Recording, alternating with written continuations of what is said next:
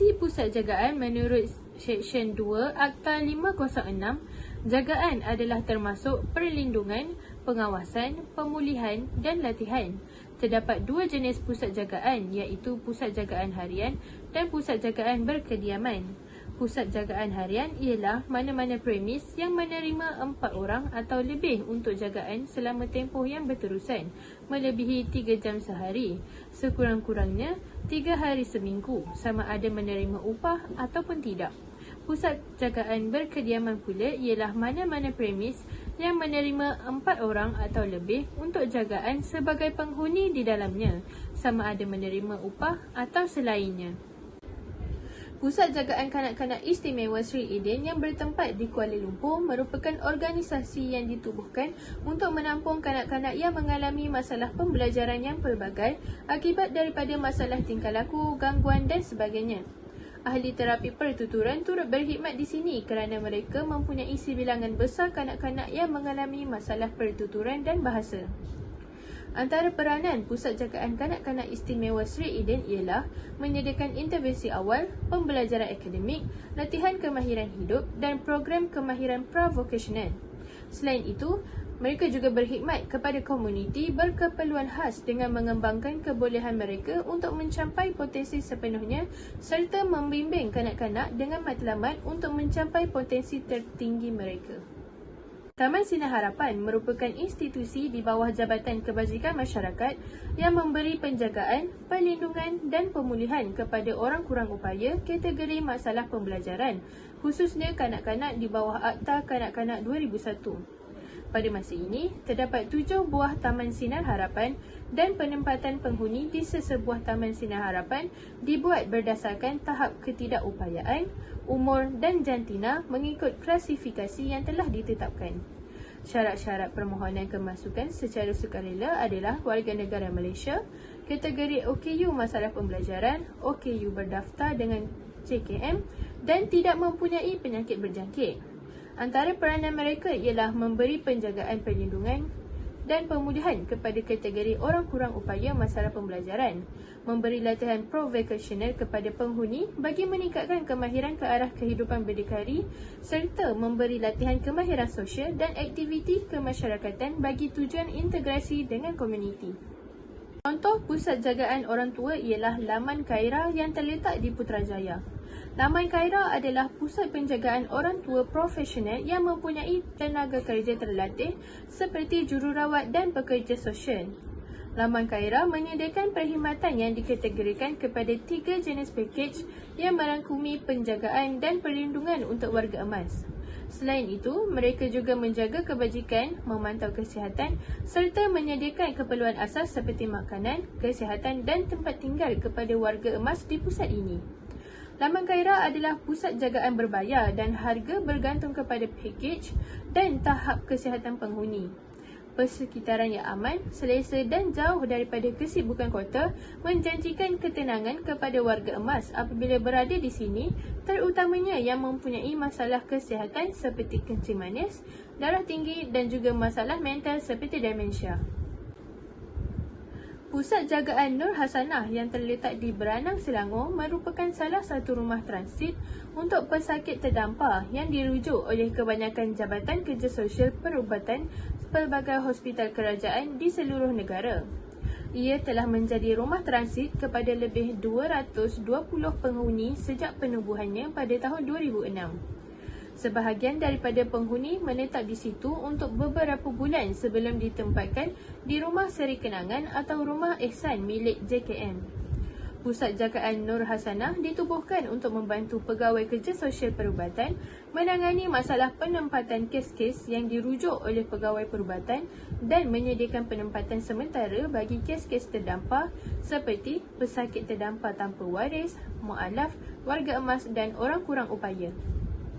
Seterusnya kita beralih kepada peranan institusi pemulihan. Pusat pemulihan merupakan satu bentuk perkhidmatan yang diadakan khusus untuk semua golongan yang menghadapi kesukaran dalam menguasai sesuatu kemahiran atau mempunyai masalah tingkah laku negatif. Kajian lepas telah menjelaskan bahawa pusat pemulihan berperanan dalam menjalankan program pemulihan akhlak melalui pelbagai pendekatan seperti kelas yang menjelaskan tentang agama, penekanan mengenai dakwah, kelas profesional atau kemahiran serta bimbingan dan kaunseling. Walau bagaimanapun, pewujudan pusat pemulihan sering disalah tafsir dan dianggap sebagai salah satu tempat yang hanya didiami oleh individu yang mempunyai masalah gejala sosial serta menganggap golongan yang mendiami pusat pemulihan ini tidak mempunyai masa depan. Oleh itu, di sini saya ingin menerangkan beberapa institusi pemulihan yang mempunyai pelbagai peranan bagi membantu golongan yang tidak bernasib baik. Pusat Pemulihan Akhlak Baitul Ihsan merupakan institusi pemulihan yang diwujudkan secara khusus bagi menjalankan usaha untuk melindung dan memulihkan akhlak golongan wanita yang mempunyai masalah keruntuhan akhlak yang sangat membimbangkan, terutama melibatkan golongan remaja yang mempunyai masalah sosial seperti hamil luar nikah. Pusat Pemulihan Akhlak Baitul Ihsan memainkan peranan dalam membantu pemulih melalui proses tagziah al-nafsi yang bermaksud pembersihan atau penyuburan nafsu. Proses ini menekankan kepada penguasaan ilmu agama seperti akidah dan Al-Quran. Selain mengikuti kelas pengajian ilmu agama, Pusat Pemulihan Baitul Ihsan juga turut menjalankan kelas kemahiran seperti jahitan, masakan, kraft tangan dan keusahawanan. Aktiviti ini memainkan peranan penting untuk memberi ilmu pengetahuan kepada pemulih supaya mereka dapat mempraktikkan segala kemahiran yang dipelajari semasa mereka berada di Baitul Ihsan maupun selepas dibebaskan daripada pusat pemulihan tersebut. Selanjutnya, saya akan menjelaskan peranan Sekolah Tunas Bakti. Sekolah Tunas Bakti adalah institusi sekolah yang diluluskan bagi pendidikan, latihan dan penahanan kanak-kanak yang ditubuhkan atau ditetapkan di bawah Seksyen 65 Akta Kanak-Kanak 2001. Kajian lepas menunjukkan bahawa Sekolah Tunas Bakti ini berfungsi untuk mendidik kanak-kanak yang mempunyai masalah sosial untuk menjalani kehidupan yang sempurna. Pihak Sekolah Tunas Bakti juga membimbing para pemulih ke arah membentuk akhlak yang baik melalui program pemulihan dan melonjakkan kebolehan serta kemampuan pemulih di dalam pelbagai kemahiran. Antara program pemulihan yang diadakan di Sekolah Tunas Bakti ialah program pemulihan fizikal.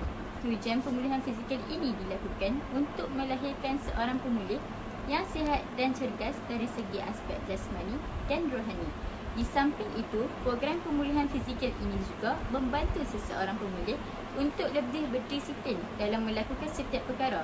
Contohnya, pihak Sekolah Tunas Bakti melakukan penguatkuasaan peraturan daripada aspek pakaian, pergaulan dan kawalan sosial yang diberi menjadikan pemulih bersungguh-sungguh untuk berkelakuan baik agar tidak terlibat dengan apa-apa hukuman.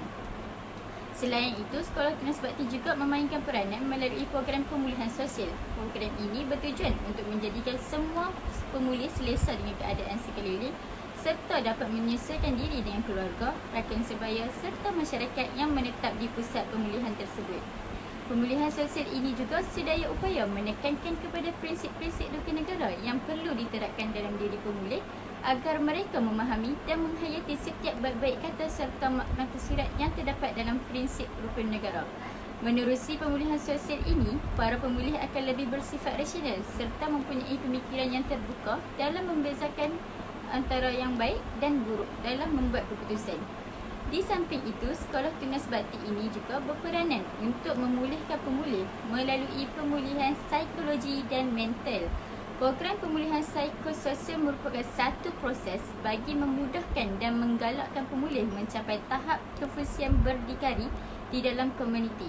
Menurut Dr. Muhammad Noor, pemulih perlu dipulihkan melalui program ini untuk mendapatkan pelan rawatan individu yang komprehensif dan berterusan di dalam persekitaran asal mereka bagi mencapai tahap fungsi optimal dalam masyarakat. Kajian lepas telah membuktikan bahawa pemulihan psikososial boleh meningkatkan tahap fungsi dan kualiti hidup pemulih serta mengurangkan beban dan kos penjagaan kesihatan. Seterusnya, institusi pemulihan bagi golongan yang terlibat dengan dadah iaitu Pusat Serenti. Pusat Serenti berperanan memulihkan pemulih melalui pelbagai program seperti program Desa Terapi Keinsafan Diri yang bertujuan untuk merawat dan memulih dengan melibatkan daya fikir, perasaan dan kemahuan yang tinggi untuk pulih melalui sistem pembelajaran agama secara berkelompok. Menurut Mahmud 2003, konsep taubat, tekad berusaha, tekun, berdoa dan percaya bahawa ia akan sembuh merupakan aspek yang diberikan penekanan dalam program ini. Akhir sekali, Pusat Serenti juga turut memainkan peranan melalui program Desa Terapi Kerja. Program ini diadakan khusus untuk menempatkan pemulih yang telah dikesan berulang kali memasuki pusat serenti dan sukar dipulihkan dalam pada masa yang sama. Program ini juga khusus untuk pemulih pusat serenti yang sering melakukan perbuatan yang salah dan kurang tertarik untuk mengikuti program rawatan dan pemulihan yang ditawarkan. Peranan utama program pemulihan Desa Terapi Kerja ialah untuk melahirkan penghuni-penghuni yang berguna dan produktif kepada diri mereka sendiri, agama, bangsa dan negara, serta memberikan keinsafan kepada pemulih untuk menjalani hidup bebas dari pergantungan terhadap dadah selepas tamat mengikuti program rawatan dan pemulihan dadah. Oleh itu, pusat serenti ini sedaya upaya memainkan peranan untuk mencapai objektif tersebut dengan memastikan pemulih dilatih dengan bersungguh-sungguh dalam melakukan segala aktiviti yang telah disediakan seperti menjalankan kerja-kerja pertanian, penternakan dan latihan kemahiran vokasional. Jelaslah di sini bahawa semua program yang ditawarkan oleh setiap institusi pemulihan memainkan peranan yang sangat penting bagi membantu golongan yang tidak bernasib baik agar mereka dapat menjalani kehidupan yang sempurna.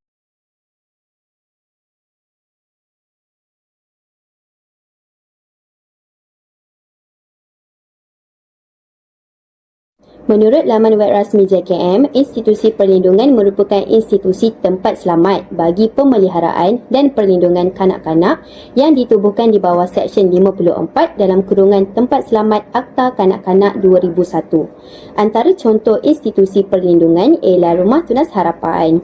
Secara umumnya, Rumah Tunas Harapan tidak menggunakan sistem orden. Sebaliknya, anak-anak di Rumah Tunas Harapan tersebut mempunyai ibu pelihara yang akan menjaga mereka dengan penuh kasih sayang dan ibu pelihara akan diberikan allowance oleh kerajaan demi menjaga kebajikan anak pelihara mereka. Saya memilih Rumah Tunas Harapan Tengku Ampuan Rahimah, Kuala Selangor untuk tugasan ini. Rumah Tunas Harapan ini terletak di Jalan Semarak, Kuala Selangor dan ditubuhkan pada 1998. Antara peranan Rumah Tunas Harapan Tengku Ampuan Rahimah adalah untuk memberi jagaan gantian kepada kanak-kanak di samping menggalakkan pertumbuhan dan perkembangan fizikal, emosi serta mental yang sihat dalam suasana kekeluargaan yang harmoni, kerana kasih sayang merupakan medium yang paling penting dalam proses pembesaran kanak-kanak. Penghuni rumah perlindungan ini terdiri daripada bangsa Melayu dan India dan mereka dididik untuk mengikut kepercayaan dan agama masing-masing demi menyuburkan elemen kerohanian dalam jiwa mereka. Penghuni-penghuni di Rumah Tunas Harapan Tengku Ampuan Rahimah adalah terdiri daripada mereka yang berusia 1 hingga 18 tahun, tidak mempunyai penyakit kritikal dan mental, kanak-kanak yang baik tingkah laku dan tidak bermasalah, juga mereka yang berasal daripada keluarga bermasalah, anak yatim, mereka yang keluar dari rumah kanak-kanak serta keutamaan diberikan kepada mereka yang mempunyai adik-beradik semasa mereka mendiami rumah kanak-kanak. Ketika menghubungi penolong pegawai bahagian kanak-kanak iaitu Puan Zana, beliau mengatakan bahawa di Rumah Tunas Harapan Tengku Ampuan Rahimah terdapat 6 buah unit rumah yang dibina, tetapi hanya 5 unit sahaja yang digunakan. 2 daripada 5 unit tersebut didiami oleh penghuni perempuan, manakala 3 unit yang selebihnya didiami oleh penghuni lelaki. Bagi kanak-kanak berbangsa India, mereka menetap di unit selain daripada penghuni berbangsa Melayu. Selain itu, kemudahan yang terdapat di sana adalah surau, dewan serta pejabat. Disebabkan Rumah Tunas Harapan Tengku Ampuan Rahimah ini sudah berusia lebih 20 tahun, sebahagian struktur bangunan tersebut memerlukan penyelenggaraan. Contohnya menurut Puan Zana, beliau mengatakan bahawa terdapat kebocoran di bahagian bumbung dan siling di beberapa unit rumah yang didiami dan menyebabkan mereka berasa tidak selesa.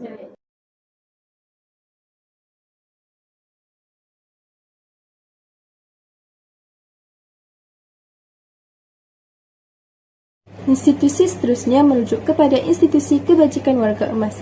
Sedikit pengenalan tentang warga emas ini adalah mereka yang berumur 60 tahun ke atas. Contoh terdekat yang boleh diambil iaitu ibu bapa kita sendiri, di mana apabila kita meningkat dewasa, umur mereka juga semakin menua. Pada masa kini, ramai di antara kita yang sibuk bekerja sehingga lalai akan tanggungjawab kepada kedua orang tua kita.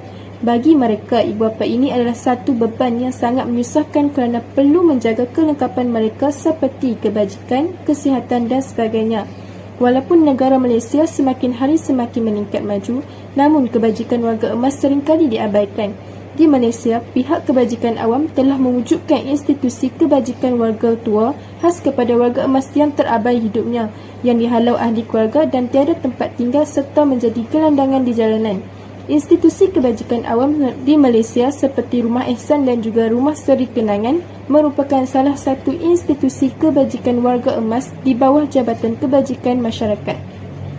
Rumah Ehsan ini telah dibina untuk warga emas yang telah uzur, daif dan tidak berwaris agar dapat terus hidup dalam suasana yang selesa dan tenteram. Antara perkhidmatan dan kemudahan yang disediakan di Rumah Ehsan adalah seperti penjagaan dan perlindungan, bimbingan dan kaunseling serta rawatan perubatan.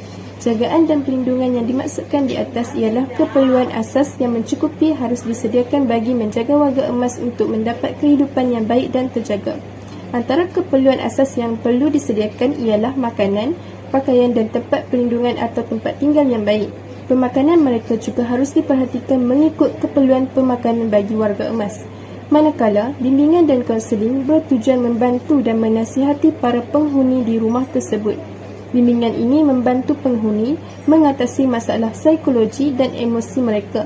Selanjutnya, rawatan perubatan pula, para penghuni diberikan rawatan yang baik dan jika penghuni mengalami sakit yang kronik dan memerlukan rawatan yang intensif akan dihantar ke hospital untuk rawatan lanjut. Seterusnya ialah Rumah Seri Kenangan. Rumah ini ditubuhkan untuk memberi perlindungan dan jagaan kepada warga emas yang daif demi menjamin kesejahteraan dan kualiti hidup mereka. Justru itu, mereka ini tiada sumber pendapatan sehingga menyebabkan mereka tidak mampu untuk menyara kehidupan sendiri. Seterusnya, mereka berupaya untuk mengurus diri. Antara peranan yang terdapat di sana ialah memulihkan cara pulih kerja. Pemulihan cara pulih kerja yang dimaksudkan ialah rawatan pemulihan bagi membantu seorang pesakit itu mencapai, mengekalkan dan meningkatkan tahap kefungsian yang dinamik. Dengan adanya perkhidmatan pemulihan cara pulih kerja ini dapat sedikit sebanyak dalam membantu penghuni yang mengalami sakit yang membuatkan mereka sukar untuk bergerak, mendapatkan kefungsian dan keberdikarian yang terbaik dan bagus dalam menguruskan urusan harian mereka. Rumah ini juga menyediakan kemudahan beribadat dan riadah. Hal ini bagi memudahkan penghuni rumah tersebut untuk melakukan ibadat dengan baik.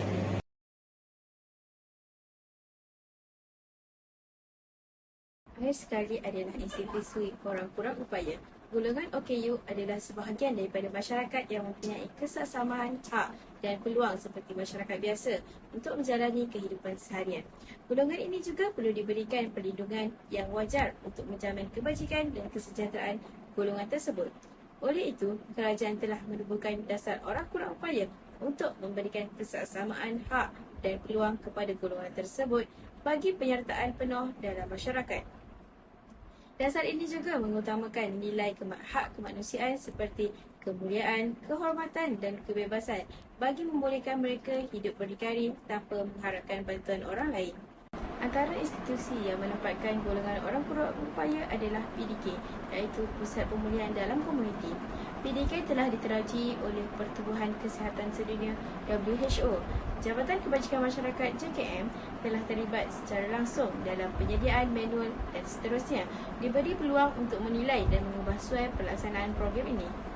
Program ini yang dijalankan di PDK berteraskan 3 model, iaitu Home Base, Center Base dan Center Home Base.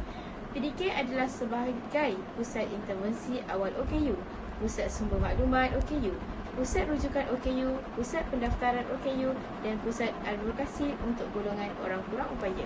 Seterusnya, peranan PDK juga adalah menjalankan PDP kepada anak-anak OKU, mencukil bakat murid, memastikan keselamatan murid dan membimbing murid dalam akademik. Seterusnya adalah Taman Sinar Harapan, TSH. TSH merupakan institusi di bawah Jabatan Kebajikan Masyarakat yang memberikan penjagaan, perlindungan dan pemulihan kepada orang kurang upaya kategori masalah pembelajaran. Ia juga merupakan tempat selamat untuk perlindungan khususnya kepada kanak-kanak OKU yang mempunyai masalah pembelajaran di bawah Akta Kanak-Kanak 2001. Penghuni ditempatkan di TSH dalam tempoh 3 tahun atau telah mencapai umur 18 tahun. Program yang disediakan oleh institusi Taman Sinar Harapan terbagi kepada dua, iaitu program pendidikan tidak formal dan program latihan. Antara program pendidikan tidak formal yang disediakan adalah kelas pengurusan diri, kelas perkembangan sosial, kelas agama atau moral, urusan rumah tangga seperti memasak dan mengemas, dan kelas kemahiran 3M iaitu membaca, menulis dan mengira.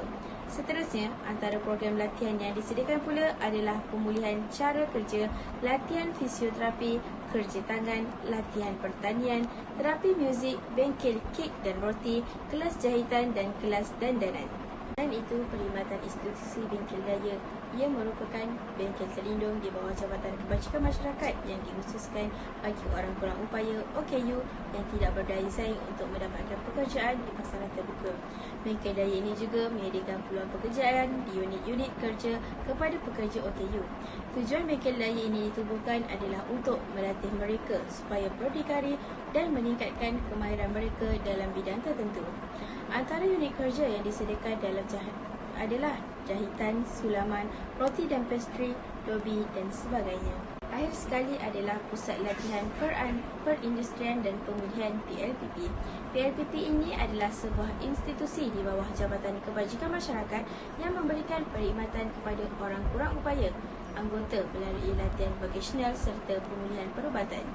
PLPP ini juga berperanan untuk mengembalikan kemahiran yang telah hilang akibat kemalangan bagi meningkatkan kemampuan OKU bekerja dan berdikari serta mengambil langkah awal pemulihan bagi mengelakkan kecacatan menjadi lebih teruk. PLPP juga menyediakan sumber latihan bagi penuntut perubatan, juru pulih, anggota juru teknik, prostetik dan ortotik selain menjadikan pusat sumber untuk kajian dalam bidang